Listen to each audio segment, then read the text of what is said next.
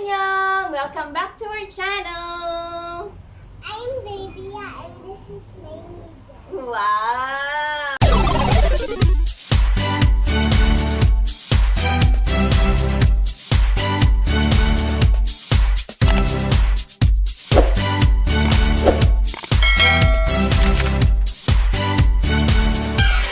So what are we going to do this afternoon?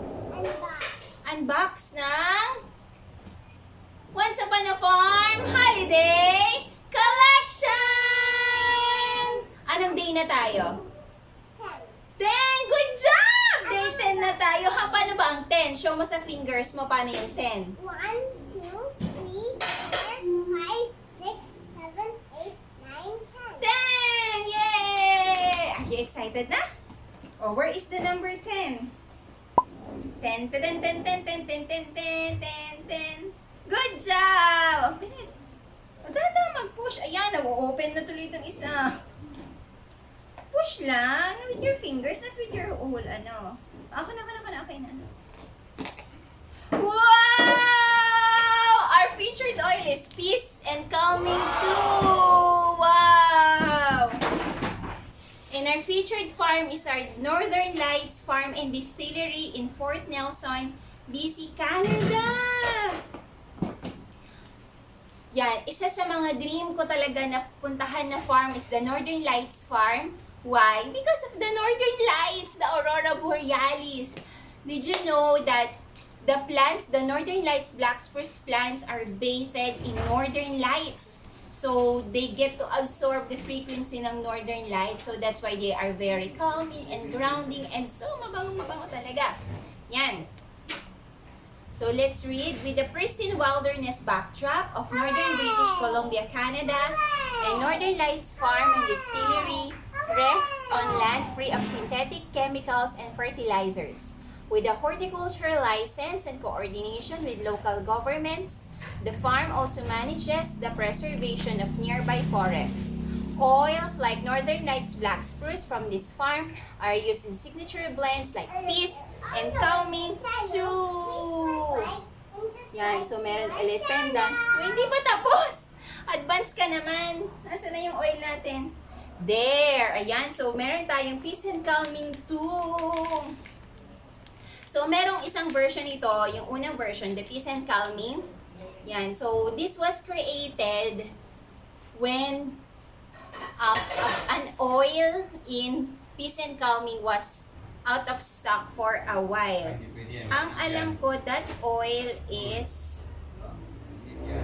Anong oil nga ba yun? Sweetie eye. Yun, the blue tansy. Sweetie eye. Hindi sleepy eyes. This is blue yan. So, You're gonna have a baby and you're gonna have a banana in your child.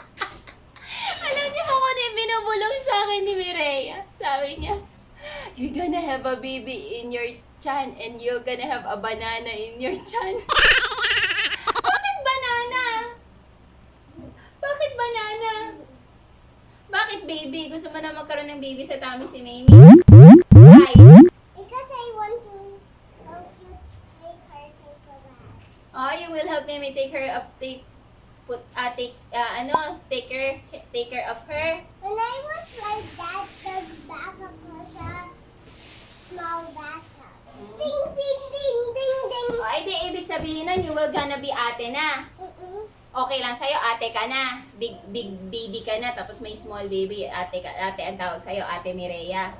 Kagabi pa niya sinasabing, binulungan din ako kagabi habang nagpe-pray ako. Sabi niya, you're gonna have, Mimi pray, pray so that you can have a baby in your tummy.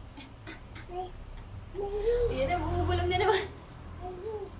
You're gonna have a baby in your tummy and Baby chica naman daw in my tummy ngayon. Ano ba yung ginawa mo naman akong manok? Ginawa akong inahin. Yan, so this is the Peace and Calming 2. You're gonna have a baby bird in your tummy. Baby bird naman, ewan ko sa'yo, Maria. Yan, so let's see the oils in Peace and Calming 2. So much quiet! So So we have the tangerine, the orange, ilang-ilang, patchouli, northern lights. Quiet! The chamomile, vetiver, cistus, bergamot, cassia, davana. Yan. Maybe you're gonna have a baby bird. Baby bird, shh, quiet. And so its effects is the same as the origin, the first one, the first version. Shh, quiet. The peace and calming. Yan, so it's good for also for hyperactive kids, for being restless, to help you calm during bedtime and before you go to bed. It also helps you with settling with your emotions, especially during the high times and stressful ones. Yan, so you can Have a baby chicken in your tummy. so you can put it in the diffuser, few drops, or you can put a drop in your wrist, at the back of your baby, at the back of your nip, sa batok, and over the heart. Yan. And then, whatever is left in your hands, you can cup over your hands and inhale it. Yan. So, this is the peace and calming too. So, it's a really, really good oil and that you can have in your stash, so that, you know, every time you want to take a rest, you want to relax, you want to unwind, you can just grab this oil and use it. Diffuse it, apply it on your skin, massage it, put it on your toe, under your feet. Yan. So, you can also make a serum, facial serum out of peace and calming. And peace and calming too. You can also make it as your cologne, diba? So, you can be free from using harmful and synthetic chemicals, diba? Because those can pose a lot of health risk, diba, sa inyo. Yan. So, that's all for our day 10. Yung nasa likod ko nagpa-party-party na dito. Like this video. Mamaya na. Oh. What will you say to everyone who's watching this video? If you like this video, please subscribe